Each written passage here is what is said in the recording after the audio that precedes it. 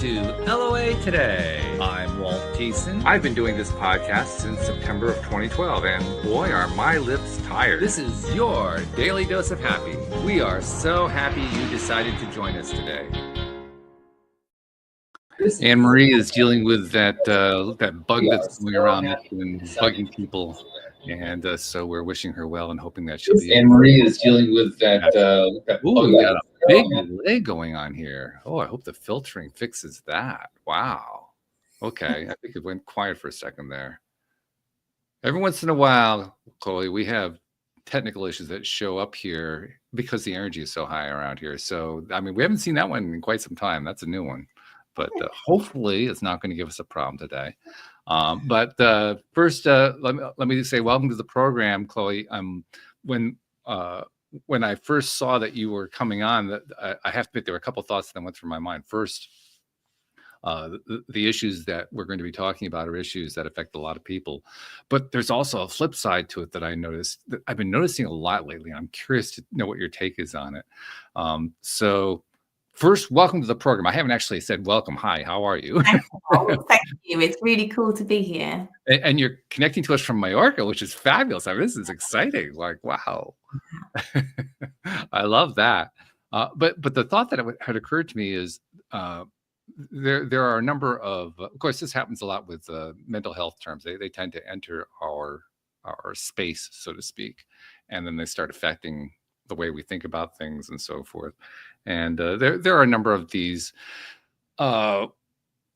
diagnoses is what they really are, but they become catchphrases after a while that tend to kind of impinge upon our way of thinking and so forth. And one of them is narcissism. Now, narcissism is a very specific diagnosis in the psychology community, but it has gotten to the point now where it is being used to describe almost anybody who doesn't behave the way we want them to behave.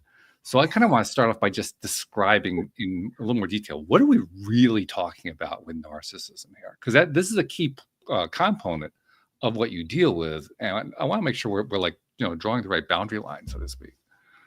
Yeah. So yeah, it's a little bit complicated because of course there's narcissistic personality disorder. And then, of course, we're all on a scale of narcissism, and one degree or another, yeah. I mean, it's just part of being human.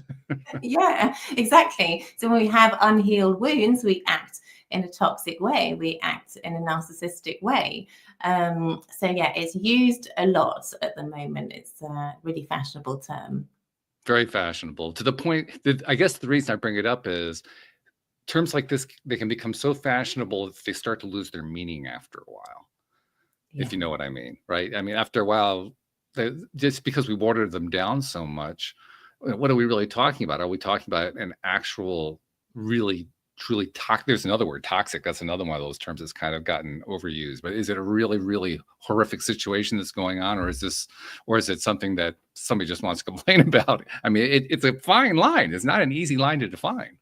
Yeah. It is. And, if you're in a toxic relationship, you're also toxic because you're facilitating it, and then the gaslighting makes you react in a toxic way. So you're engaged in a toxic relationship and can be narcissistic too. So yeah, I mean, and there's all these personality disorders, and of course a lot of those personality disorders, not just narcissistic personality disorder, but the other ones too, mean that those people also show up narcissistically as, narcissistic partners. So, I mean, I work with, because there's actually not much you can do with somebody with NPD, because they've locked into this persona so strongly that they won't introspect enough in order to break down the ego and do the work. So I work with the people that can do something about the situation. So I work with the people on the end of that kind of abuse. And there's a whole storyline that leads up to why you ended up doing that in the first place. So why don't you kind of lay the foundation, lay the groundwork for us? How did you end up doing this? Yeah, so it's a really long story for me to get all the way back to the narcissistic abuse. So let's start with how I got into working with doing transformational hypnotherapy because I had a medical background. I'd done 11 years of university, been to medical school in Hungary, then dental school in Spain. Then I started having children with my partner at the time, who I'd known since I was 7 years old, was my best friend. And in a shocking turn of events, he ran off with a girl from work, a 23-year-old girl from his work. Yeah. And then, you know, just didn't want anything to do with the children, really just disappeared. Wow. So, yeah, I mean, that is heartbreaking to be in a situation where you can see your life mapped out in front of you. You know, you've got your 2 children, and then I was pregnant with my 3rd baby through all of this heartache. And he really kept me hanging on through the whole pregnancy, saying, I don't know which of the 2 lives I want, and I'm going to be in therapy, I'm going to decide.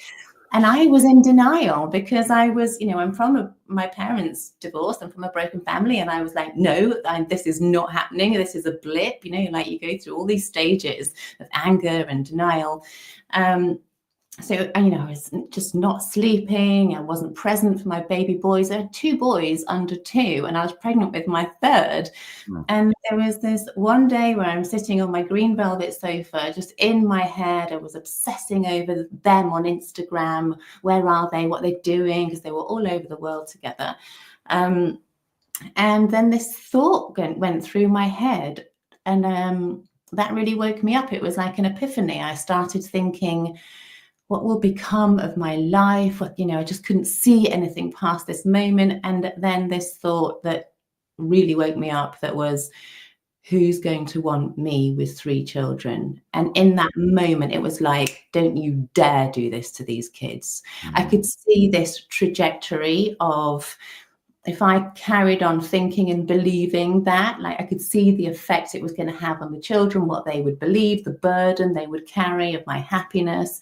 And then I could see this out, but you could decide that the universe has an amazing plan for you and that you're a great package. And so it was like, right, I have to go on this trajectory no matter what happens. And then I went down a rabbit hole of studying the law of attraction and studying the laws of the universe and studying the subconscious mind, which was all really new and exciting for me because I'd been in like this whole medical world, and I'd been diagnosed in my teens with chronic fatigue at 14. Wow. Clinical depression at 17, put on antidepressants. And so it was through just really going down this rabbit hole of the law of attraction that I saw this training for rapid transformational therapy. And it was like this light bulb moment. I was like, I should have always been doing this. This is what I should have always been doing. It was like I just finally understood, like, this root cause medicine. It was like, this is the key to, you know, root cause resolution of these diseases, these labels, the depression, the PMDD, the anxiety. And then, so I jumped into this training and I just loved it. And it was in that training that I learned about premenstrual dysphoric disorder, PMDD. There was a masterclass in there by one of the graduates who had healed herself through the training by having practice sessions on herself. And that's where I learned about PMDD. And I thought, oh, that's what I must have had. The whole, you know, when I was diagnosed with chronic fatigue and clinical depression, that must have been, because premenstrual dysphoric disorder is basically PMS on steroids. Women think they're going crazy. It feels like you're being possessed, and you have a cluster of symptoms for like pretty much half the month, a week to 2 weeks, depression, anxiety, rage, intrusive thoughts, suicide ideation. And so then I just became really passionate about shouting it from the rooftops, guys, you know, this thing that we're told by the doctors, you've got a chemical imbalance or it's genetic, it's so disempowering. And I just wanted to wake women up and go, this is, you're being called to transform these mutations in your belief system from your youth, because 95% of our beliefs are created before we're 7 years old. So it's all stuff that's like misperceptions of children, that you're not enough, that there's something wrong with you, that you're too much. And so then I started working with women with premenstrual dysphoric disorder and depression. And I was noticing this pattern of them being in narcissistic relationships and them having maybe had a narcissistic parent. So then I went into the training of learning to be, of studying trauma-informed coaching and becoming a narcissistic abuse specialist. So that's what brought me to all of this. And it just, we become magnets for these partners when we're empaths, when we're sensitive people, and when we have these limiting beliefs, and we just fit together like a puzzle in a way. Our wounds kind of magnetize us to these people. So it's transforming those wounds, healing them, and transforming the beliefs that keep you small and accepting less than. It's really interesting to hear you describe that, in part because of the emotion in your voice, because the resonance that these experiences had with you, that comes through loud and clear. I mean, in a really, really big way. And I just know from my own experience, I'm sure this is true for most people. When you have those kinds of resonances happen, it almost doesn't even matter what you encountered. It's it. You've just found it. Absolutely. Yeah. I mean, I'd done all these years, 11 years of university, and I really didn't like studying. But when I found it, I was addicted to learning about it. Like, it was like I just couldn't stop. I'd stay up all night reading about this. And I couldn't understand how this isn't taught at medical school, because it's like, come on, the subconscious mind is running every process in your, in your physiology. It's root cause medicine, and we've got this innate wisdom within us. We're in and out of hypnotic states, every day, all day. And we can use this to really transform our lives. And the other thing that I really woke up to was the hormones. Women are programmed to hate on their hormones. We've been calling it the curse. And really the hormones are our innate wisdom. They are this truth serum that every month will show us any unresolved past stuff that we need to alchemize, that we need to transform. We need to look at the subconscious root cause of, to expand our potential and to realize our purpose. I can hear what you're saying in two different ways. One way I'm hearing it is the way that you're offering it directly, overtly, which is this is a wonderful wisdom that comes through. And the other one is through that curse lens you're referring to, because it comes to you every month, whether you want it or not. You have to keep dealing with it over and over and over again until you finally deal with it. So, I mean, you can see it either way. It's pretty easy to come to either conclusion. Absolutely. But that's if people render you helpless and powerless. And I think that in, the indigenous tribes, they knew about this wisdom and they would work with it and they would lean into whatever was being shown to them. And then in the last 100 years with traditional medicine, they just want to attenuate the pain rather than actually go to the root cause, resolve it and transform it, and say that we can expand. So root causes are a big deal for me in many ways, in many areas of my life, because I have become more and more aware, not just with medicine. We've done a lot of beating up of medicine. I won't do that today.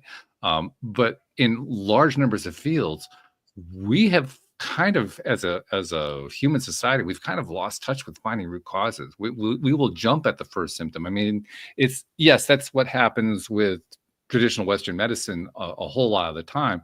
But that experience, we seem to have shifted over to 25 other areas of our lives. It's like an ongoing thing where we avoid root causes. Let's fix the symptom. No matter what kind of symptom it is, let's just fix the symptom. Yeah. And it drives me nuts, because we can just drive ourselves crazy going round and round in circles, chasing symptoms of all kinds, not just medical symptoms, any kind of symptom. Yeah, but I think we've just been programmed that way. I'm really aware of it when I'm speaking to my children, that I don't call, if, for instance, my daughter has this chronic backache at the moment, and I'm exploring whether it's an emotional thing, right? At the same time, I want to make sure that we get an X-ray and we check that there's nothing anatomical there going on. And so I'm really conscious that I don't call this anti-inflammatory medicine, that I just say it's something that's going to relieve the pain for now, because it's like we're programming our children to to think the doctor's going to fix you. It's like, Mhm. no, you've got the power to heal. You've got the power to reduce the pain, but I want them to understand there is this thing, and this is not the be all and end all.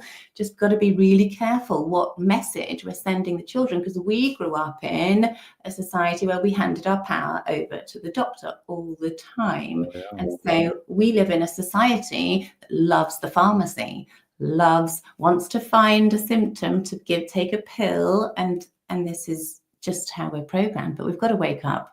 Yeah, You know, there's we're a lot of incredibly- programming there. Yeah. Absolutely. We're incredibly intelligent organisms, and these symptoms are just messages for you to lean into and get curious about it. I've been noticing it for myself. For most of my life, I've been very, very healthy. I've been very fortunate in that regard, but I've also been, I guess I had the right mindset or whatever.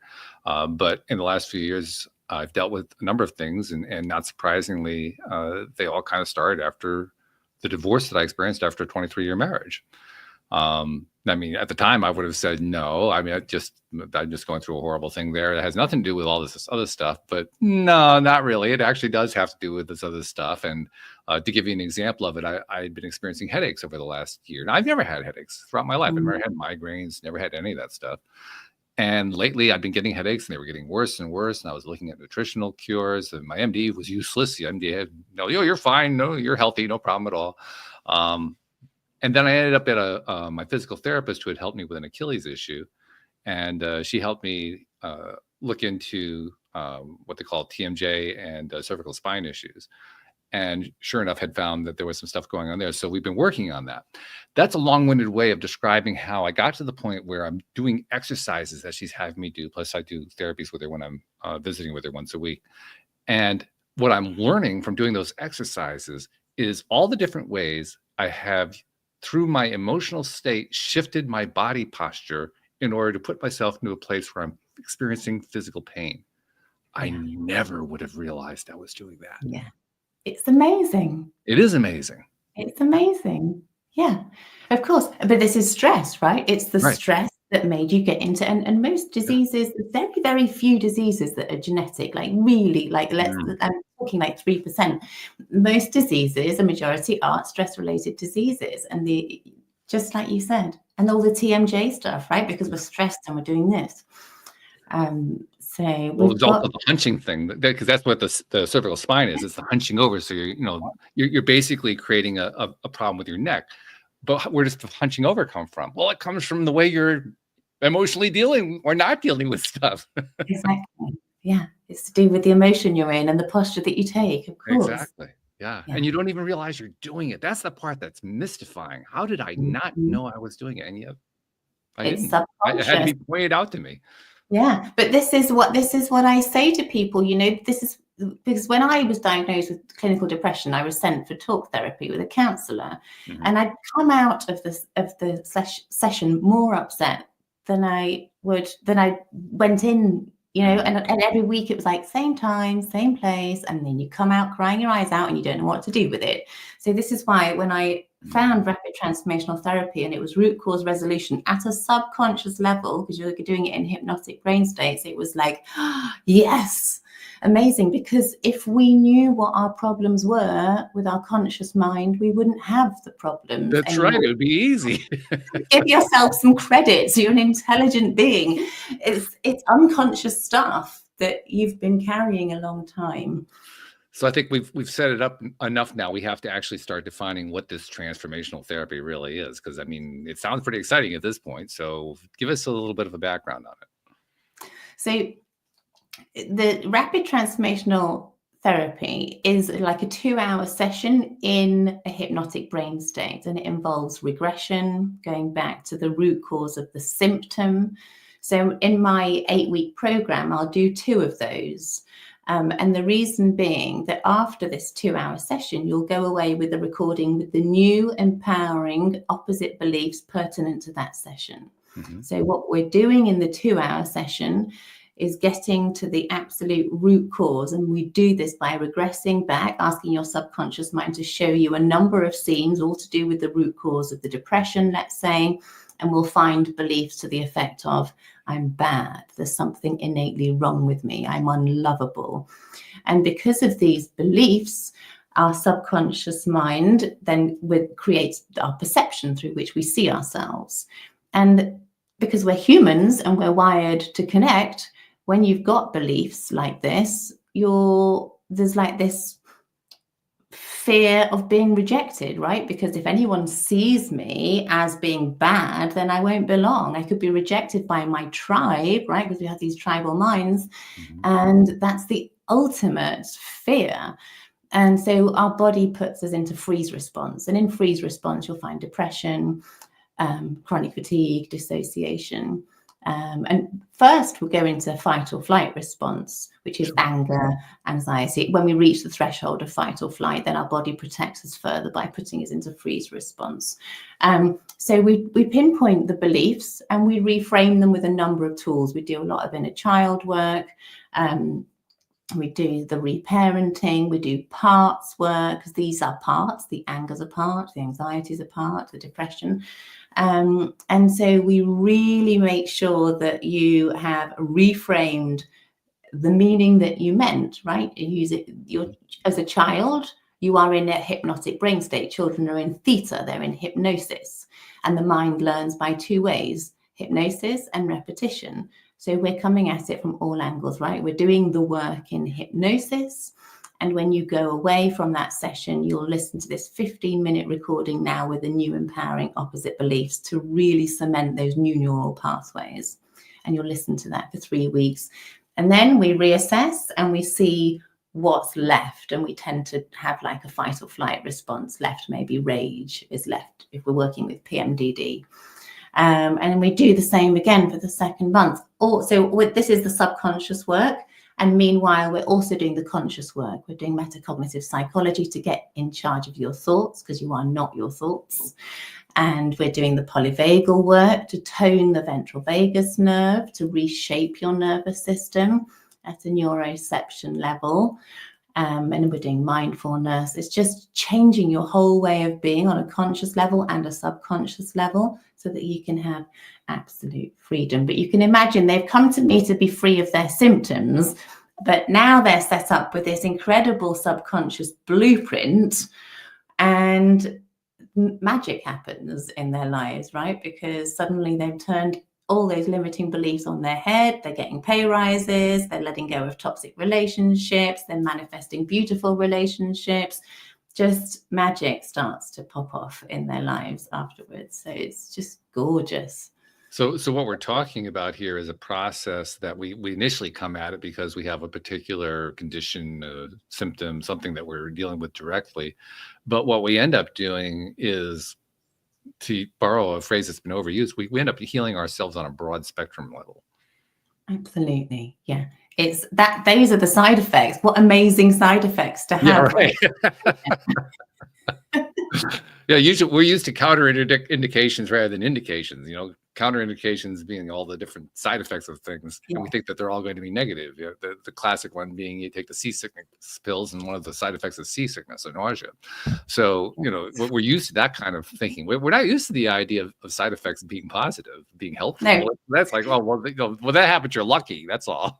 Yeah. Warning, you might find your life purpose doing this. Right. Oh my God. We can't have that. No, that would not be appropriate. So yeah, that's pretty exciting. That's very exciting. I can see why you would get so excited when you first encountered this. Like you felt like you'd encountered the Holy Grail or something. Yeah, totally. It was like I should have always been doing this. Why didn't I find it sooner? But I'm just so grateful that I did. And now I love helping other people find their purpose work. And you can't see that if you've got beliefs like, I don't matter, what I want doesn't matter, I have no choice in my life. And these are childhood beliefs that you're manifesting everything in your life now from. So I just really believe so clearly now that these symptoms are calling you to expand. You're just meant for more, and you're just being shown you need to lean into this stuff and get curious. And so, anytime anything shows up in your cycle, this is your innate wisdom. You're a cyclical being as a woman. This is your innate wisdom showing you, hey, there's something else to alchemize here, and just do it. Don't wait for it to get louder and louder and louder, because it does. The symptom will just get louder and louder and louder until you look at it. It wants your attention. It's funny too, because you used I don't remember the exact phrasing, but the gesture was you're addressing both the conscious and the subconscious levels, and that's certainly true. I mean, I can tell that that's true. But it's one of those phrases when you hear it, it almost just sounds like a throwaway phrase. You don't actually grasp just how big of a deal that is to come at something from both sides. I mean, you sit and think about it and you say, how many therapies, how many modalities, how many practices do we have that attack both sides, that really come at it both ways at the same time? There aren't a lot of them. It's a fairly short list. Yeah, because most people, I suppose, just stick to their modality, whereas I've gone, well, they've got to know about their nervous system. They've got to understand how their organism works. They've got to do the polyvagal tools. They've got to understand the metacognitive stuff, how to get in control of their thoughts, because after 3 minutes of being on a train of thought, your body starts to react physiologically. Yeah. So we've just got to, this stuff really should be taught in schools, actually, like you need to know how your organism works. But at the same time, we've got to change the subconscious blueprint that you took on. It wasn't even your choice. You just acquired it from being in the womb. You were already making beliefs about yourself. So let's start choosing what to believe about ourselves and watch your life transform. And anyone who has tried to take control of their conscious mind without taking control of the subconscious mind knows what that particular merry-go-round is like. Because I mean, you work your butt off. You put in the time. You try to make the changes. You do the 30-day program and so forth, and then you're right back where you started from, because the subconscious keeps saying, no, I'm in charge 95% of the time. Good luck. Correct, because the subconscious mind is the emotional mind, and an emotion overrules logic every time. You can't. I can't tell you how much that pissed me off the first time I realized that was true. I thought we lived in a logical universe. When I found out that we lived in a predominantly emotional universe, I felt betrayed. Like, what? Nobody told me this. Nobody explained this to me. Yeah, I think I felt a bit like that too, because I've always been a really logical person. So then, oh right, okay. So this is why willpower doesn't really work. You can set your intentions, but then an emotion comes. It's like, woo, I'm taking over. Good luck. Yeah. And you've done all this work, and then 5 minutes later, all of a sudden that old program is playing in the back of your head again. You say, wait a minute, isn't that what I've just been getting rid of? Yeah. Not so fast. Yeah. You've got to go to the subconscious root and change the meaning that you made, because it's just, these are wounds in a sense that people will put salt in, and you've got to close them up. They're just childhood wounds that are still open, and you close them up, and then the salt can just fall to the ground, and it's all good. Yeah. And of course, you work primarily with women. It actually applies to both men and women, but since you apply with women, let's talk in that realm. Talk about what it's like going through a program like this from the woman's perspective. You especially made reference to the hormones, the 30-day cycle, all that kind of thing. So let's talk within that framework. What's it like to go through this program? Well, but it's difficult for me to say how it is while they're in it. I suppose it's different. Some people come out of the first RTT session and the depression is just gone, because there's 3 different ways to transform. Some people have this instant transformation. Most people have this progressive transformation as they're listening to the recording for 21 days. They already feel relief after the session because they've made the unconscious conscious, they've understood, and understanding is power. But then it's really important for them to listen to the recording. And then other people, which is very rare, until after the 21 days, they don't feel anything. I don't think I've really had anybody like that. And then they'll go, oh, that was weird. I would never have done that before.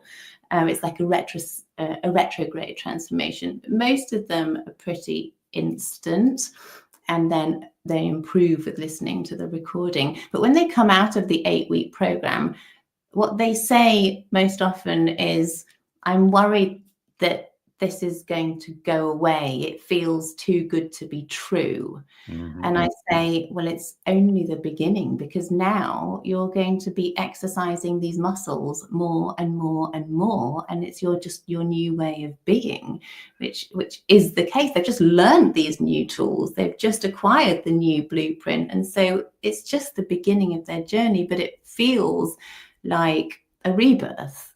That's really an important point. I want to make sure we touch on this one a little bit more deeply, because one of the things that psychology has taught us is that if you want to really change a habit, that's really what we're talking about here. We're talking about changing habitual ways of living our lives and what we're focusing on and how we're spending our time and so forth, so that we can achieve these growth states.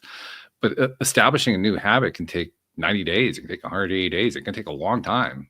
I mean, I think statistically the mean is somewhere around 90 to 120 days before a habit really permanently changes. So even 8 weeks, 8 times 7, that's 56. So you got a 56-day period there. That's a lot of change that's gone on, but you got to keep going with it. Otherwise it doesn't stick. Yeah. I mean, the subconscious work is really taken care of in that 8 weeks. The conscious work, of course, you've got to keep using the conscious tools. It's your new way of being, like catching yourself when you're going on this train of thought that's going to take your vibration down. It's like, oh, that's not where I need to be going. I'm going to choose one that's going to serve me and take, like we're normalizing a new level on the scale of vibration, right? Because we've normalized this kind of set point down here. This is normal and familiar, and the mind loves the familiar. But we need to keep exercising the muscles, using those tools, and keeping ourselves more and more and moving on up as much as we can, and normalizing this new way of being, which becomes much easier when you've changed the blueprint, because the nature of your thoughts then transforms, because your thoughts are popping off from the subconscious programs 70,000 times a day. So, So the takeaway here is twofold. The first part of the takeaway is you're not just committing to 56 days, you're committing to the rest of your life, but it also gets easier after the 56 days.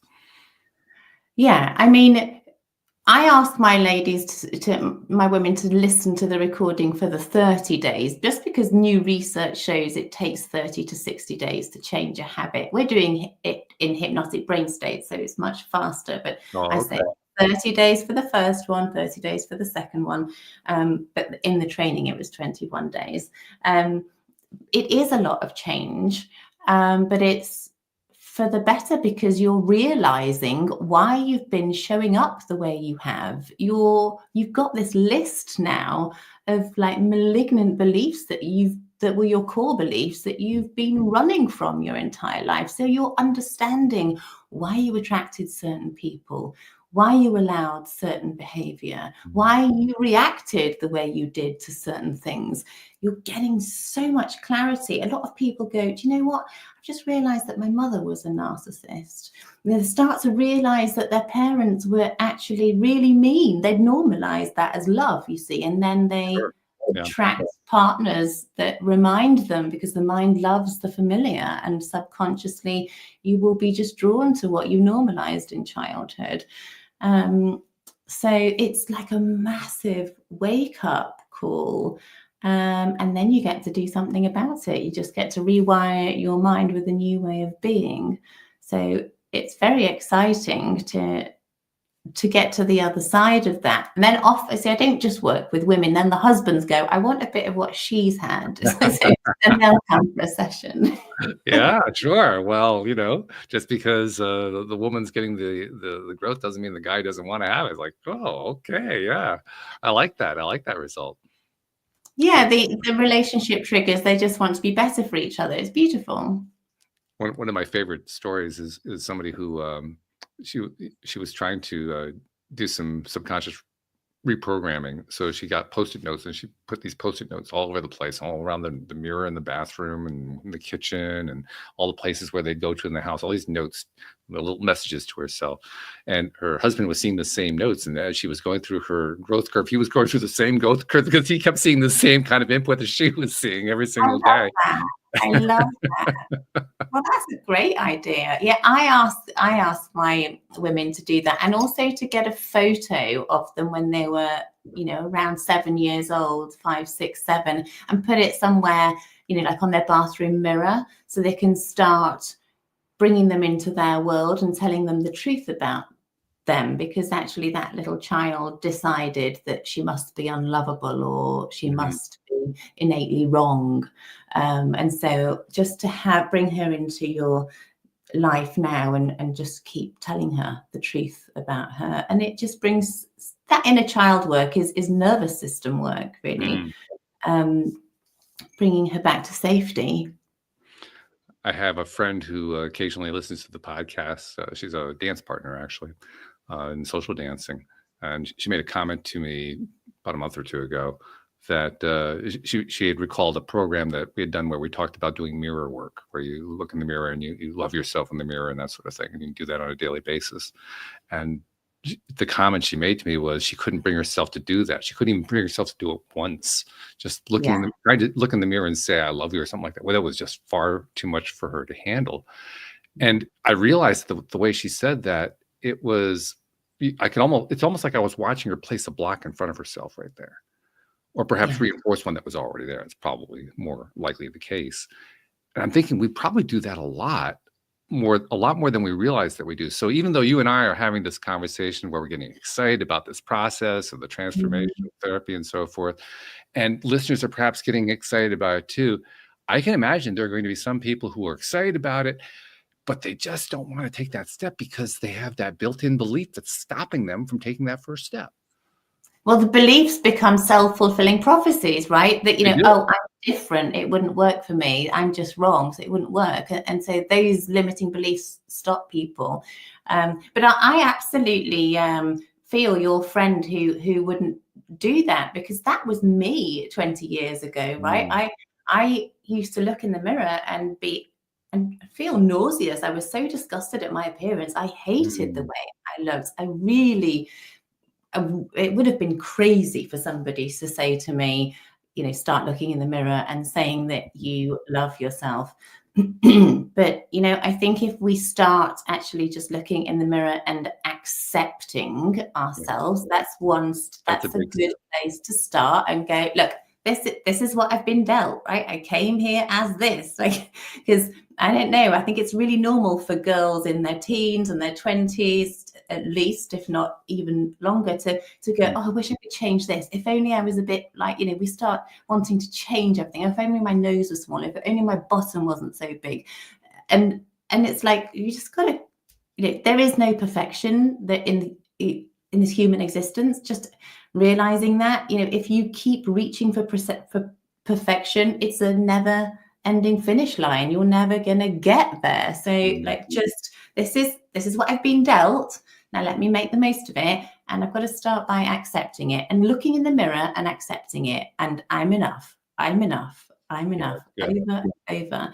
And then, that's the beauty of really doing this work deeply. And then you can go, do you know what? I'm really proud to be me. I'm really grateful that I am me, actually. And just keep working on that. But I think starting with just accepting rather than, because I get it. I really get it. I was that person who would look in the mirror and didn't want to look at myself because I was disgusted with what I saw. And I think we've kind of normalized that, women in society. And so, good place to start. I accept myself. I'm enough. And then I love you. There's a beautiful book by Dr. Shauna Shapiro. She wrote a book.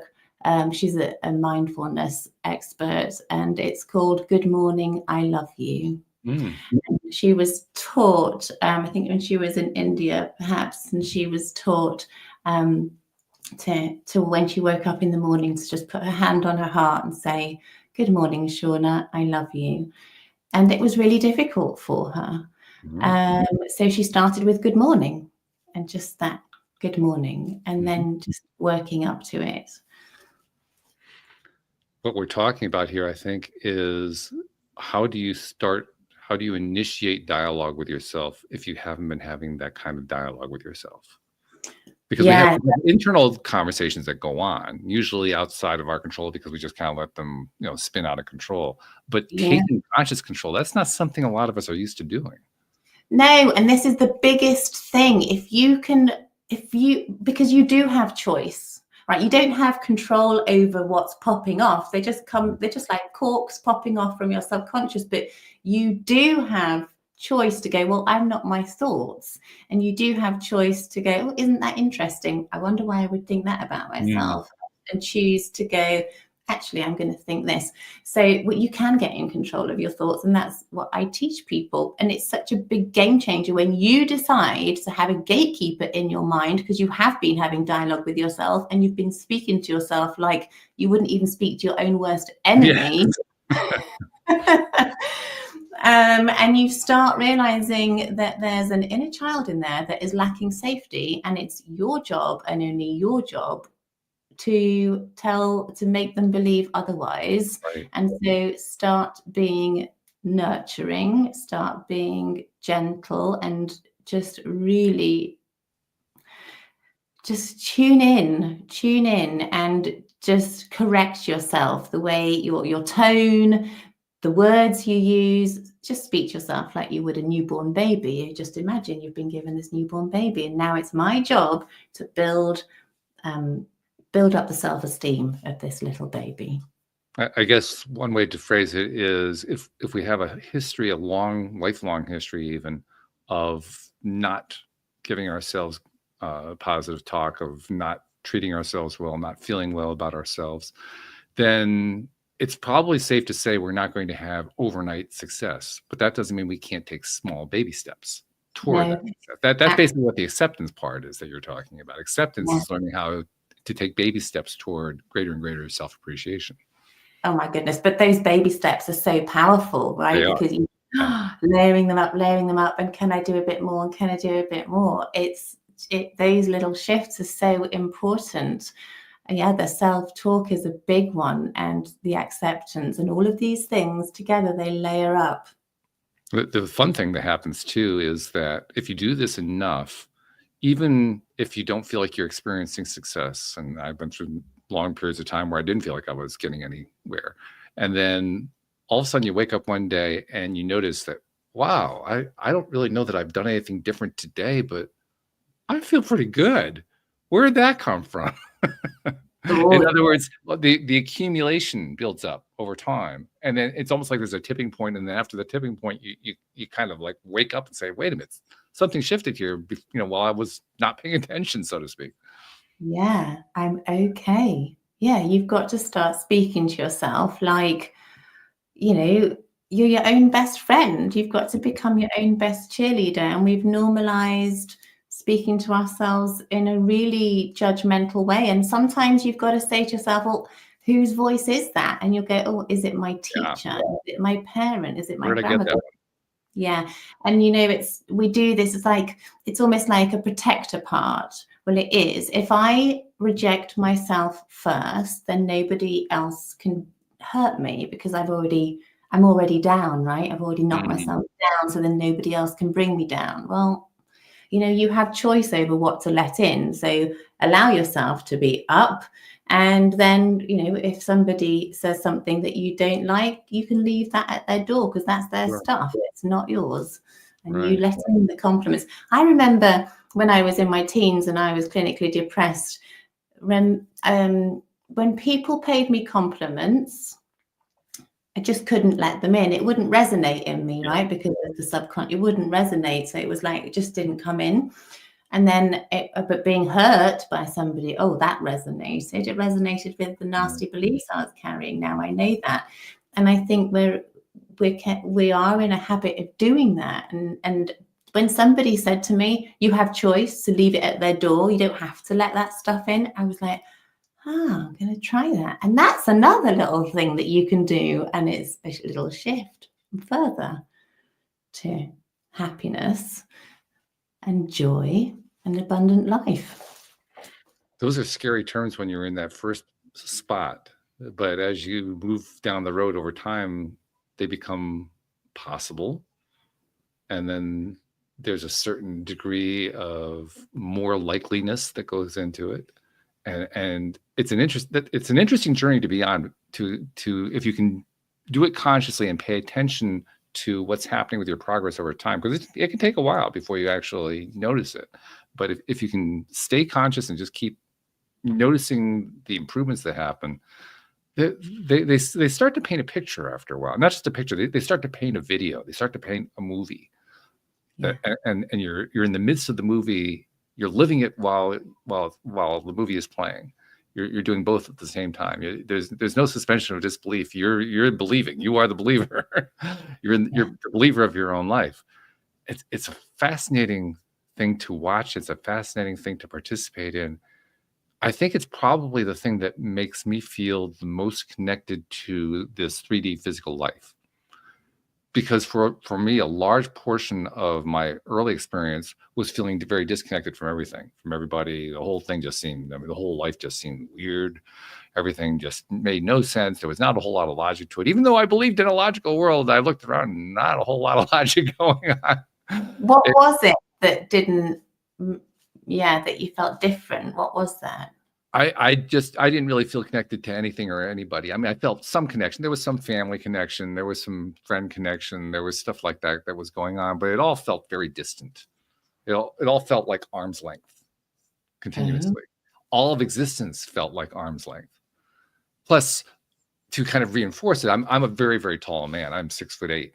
And so I'm taller than everybody else, which gives me more distance from everybody else. So I even had that kind of distance. So everything in my experience was distance, which is really odd because I'm nearsighted, but that's another thing. But the point is that was, for the longest time, that's the way I just understood the world. But it also felt very isolating, very, kind of cold, kind of, it's just anything that's disconnected just doesn't feel as good, right? Yeah. As time went on and I discovered my journey, I discovered my own steps and path and so forth, which took me a lot of years to get there. That's when the connections started to feel more real. And so this process we were just discussing here, that's where life started to feel more real for me the more that I ended up doing these things we were talking about. That I actually felt like I was more part of it. There are many times I still don't really feel a part of life, but I feel a lot more a part of it than I used to feel. And that continues to improve year after year after year. So the connections come from how we actually actively engage in our own path story. Because that's what I've been trying to lay out here, this idea that as I go through life, as I experience my own story, as it becomes real for me every step of the way, and my interactions become real, and what I do has impact, and what other people do has impact, and there's a whole thing that goes on. There's a whole more than relationship. It's an interaction that goes on with all of the elements of life. As that goes on, I feel more and more connected to the 3D world, and an interesting thing goes along with that. The greater connection to the 3D world for me, and I think this is probably different for me than it is for most people, but my greater connection to the 3D world increases my connection to the 5D world, to the non-physical world. Because now I feel safe to have that connection. Before I didn't feel safe to have that connection because I was still trying to deal with the 3D world. Yeah. This is really interesting because when you said that initially, that this work has led you to like greater connection in the 3D world, I was like, oh, because for me, obviously, it's the 5D world, like it probably would be for most people. So what was it, if you had to put this down to something, this disconnection in your 3D world, what would you say it was? If you could, I can't tell you. I haven't figured it out with that level of granular detail. I can point to certain things. I mean, like you were talking about earlier, we can connect to things from our childhood. That's obviously where a lot of the stuff that we learn actually gets learned. And I can certainly point to things in my childhood that influenced me and helped to create that characterization. But I think ultimately, what all that really happened every step of the way here is that I for whatever reason, I felt a need to be distant from a very young age. And ever since then, I've just been catching up. Yeah. And even though I don't necessarily know what that thing was, I can't really point to any particular thing. It's not like I've ever been able to unearth through therapy or any other process. There's this one particular event that's where I became. No, I can't identify that. But even though I can't identify it, I can identify the process that's happened since then. So I can't really answer your question directly, but I can tell you you can climb out of it. I've been experiencing that part very consistently. Beautiful. Yeah. So it just brought to mind a scene in regression that came up for a man that I worked with, who was the husband of one of my PMDD clients. Mhm. And it was such a beautiful, exemplary scene. I want to share it with you because he went back to a scene of just being like a 6-month-old baby sitting on this carpet and just everything being so beautiful, the sun beaming in, just beauty, the colors, everything he was experiencing was just beauty, bliss, beauty, heaven. And then he'd look at the adults around him and they were like, why don't they see what I'm seeing? And he was like, he realized that it was like a different world and that he would have to leave this blissful world behind him in order to feel connected to them. He would have to start being more like them. And it was such a beautiful, beautiful scene. It was such an insight into what happens to us, right? When we're programmed in that way. Yeah. It's quite possible. I might have had a similar experience. I don't have any memory of it, but it's quite possible. It would make sense. It would certainly add up. Yeah. Yeah. It's funny too, because as I think back, I mean, I can remember certain little flashes from very, very young, age 2, that kind of thing, age 2 or 3. Not a whole lot there. I do have one photo that my mom kept for many years, and that I now have of me as a 2-year-old, and I'm in now this was late 1950s, so I had 1950s garb on for a 2-year-old. But I'm wearing that kind of, it was like a cardigan, kind of a sweater for a 2-year-old. And I have this look that makes me look like I'm about 7 or 8. I mean, I looked that mature, even though I was 2 years old. I think that in some way describes how I had already gone through this disconnection. And I don't really know how. But it's the closest I've been able to come to answering the question, because I wanted to know the answer to the question you asked. Like, where does all this stem from? And that's the closest I've been able to come. I've never been able to get closer than that one. But there's something interesting. something that happened. Yeah. Because there's only really 3 things wrong with us fundamentally at the root of all of these limiting beliefs. And one thing is the I'm not enough thing, which is common. The other thing is I'm different. I don't belong. Yeah, and that fits a lot more for what my experience was. Yeah. And then the third is it's not available to me, whether it be love or a successful business, just because of what you've witnessed around you. It's just not available to someone like me. So the I'm different thing is quite a common thing, but I love how you've explained it and your experience of it. It's fascinating. Yeah. Well, you were inspiring it with the way you were describing both the transformational therapy and the different ways that people walk through it, the different ways that they use it to make changes in their own lives, and that's what made me think about it. But anyway, we digress. Well, I want to get back to where we were talking about your thing, and particularly the work that you do with women. Well, first and foremost, I want to make sure that we give people an idea of how, women especially, give them an idea of how they reach out and find you.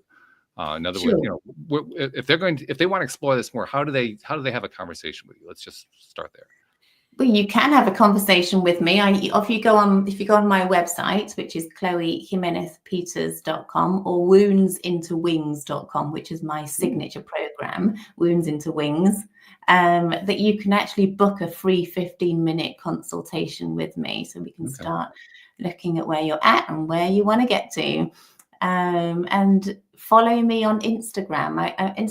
I'm also on Facebook, but I love Instagram. You can reach out on a DM there. And in my bio there, in my link tree, you'll see a few freebies. You can download an abundance hypnosis, an inner child hypnosis, and there's plenty of resources there. But my website's got loads of information on about your cycle and what actually happens with the hormones that make you go into like this self-assessment mode, and you just go into like this introspective mode in the middle of your cycle, and it is like I'm assessing where I'm at, And it just means that you become very close and personal with these limiting beliefs and start behaving from that place. And it's when you understand it, you'll want to transform it and alchemize it. And I'm here to do that for you. So yeah, reach out and let's get started.